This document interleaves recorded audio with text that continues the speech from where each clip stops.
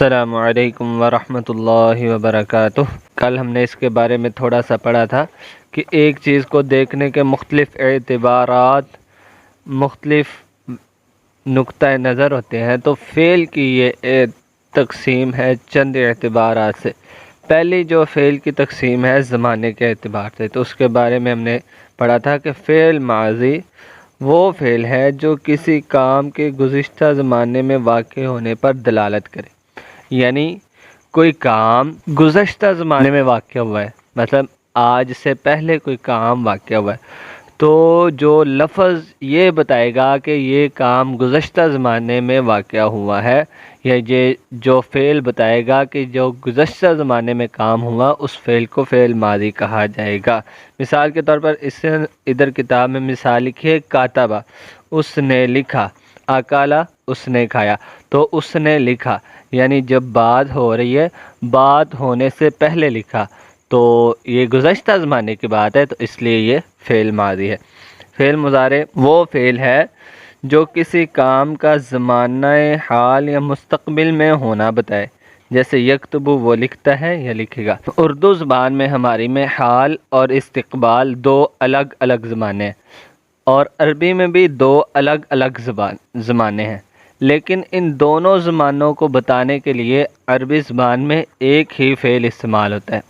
حال اور مستقبل کو بتانے کے لیے عربی زبان میں ایک ہی فعل استعمال ہوتا ہے، اور اس کو فعل مضارع کہتے ہیں۔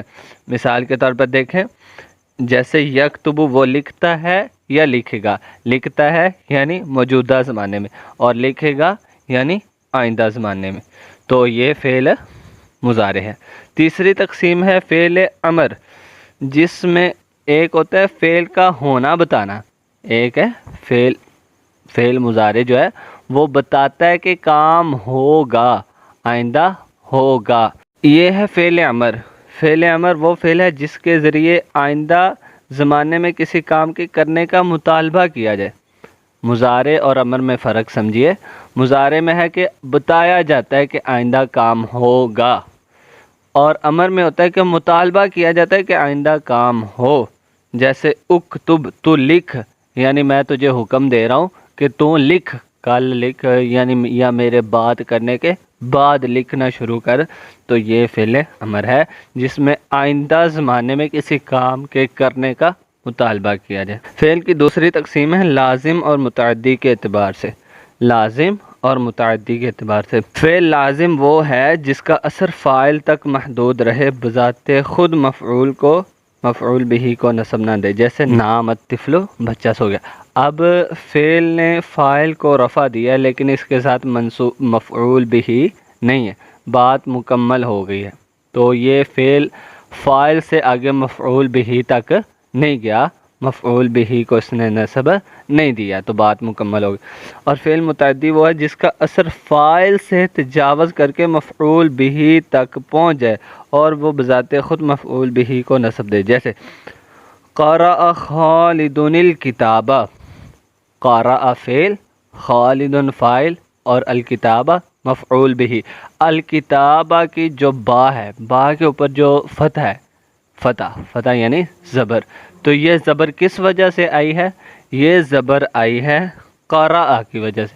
قرأ فعل ہے اور یہ اس کا مفعول ہے، تو اس کے مفعول کی وجہ سے اس پر زبر آئی ہے، تو اس لیے یہ فعل متعدی ہو گیا کہ اس نے دو کام کیے ہیں، ایک فاعل کو رفع یعنی پیش دی ہے، اور دوسرا مفعول بہ کو نصب یعنی زبر دی ہے۔ فعل کی تیسری تقسیم معروف اور مجہول کے اعتبار سے۔ پہلی تقسیم تھی زمانے کے اعتبار سے، دوسری تقسیم تھی فعل کے اثر کے ظاہر ہونے کے اعتبار سے، کہ فعل کا اثر فاعل تک رہتا ہے یا مفعول بہ تک بھی جاتا ہے۔ تیسری تقسیم ہے معروف اور مجہول کے اعتبار سے۔ فعل معروف وہ فعل ہے جس کا فاعل مذکور ہو اور اس کی نسبت اپنے فاعل کی طرف ہو، جیسے خلق اللہ، اللہ تعالیٰ نے پیدا کیا۔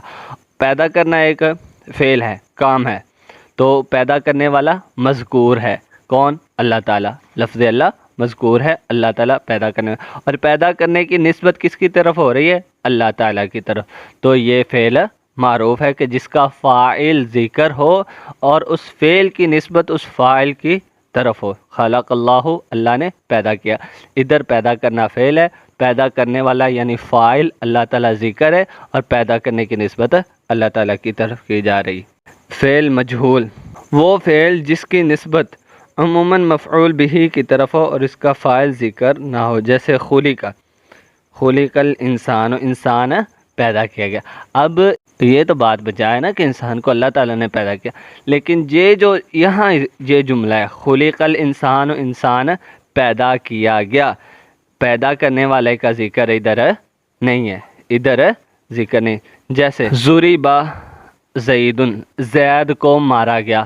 آپ ایک ہوتا ہے نا, دیکھیں آپ بیٹھے ہیں, اچانک آپ کہتے ہیں کہ فلاں نے مجھے مارا یا فلاں نے مجھے یہ کہا.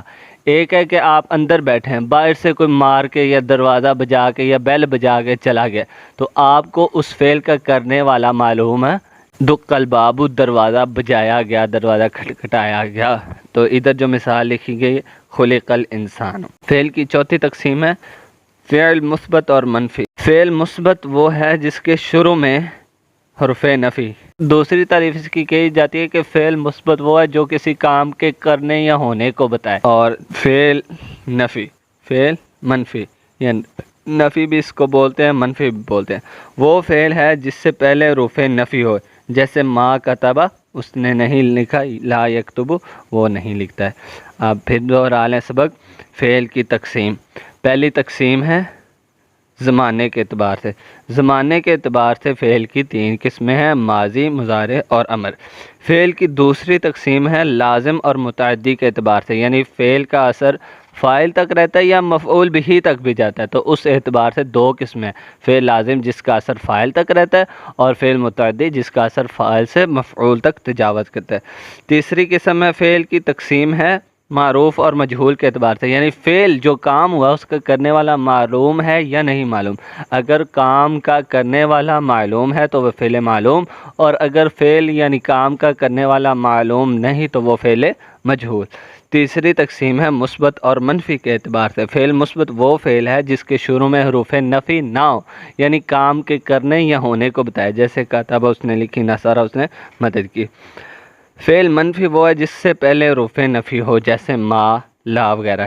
ما کتبہ اس نے نہیں لکھا, لا یکتب, وہ نہیں لکھتا.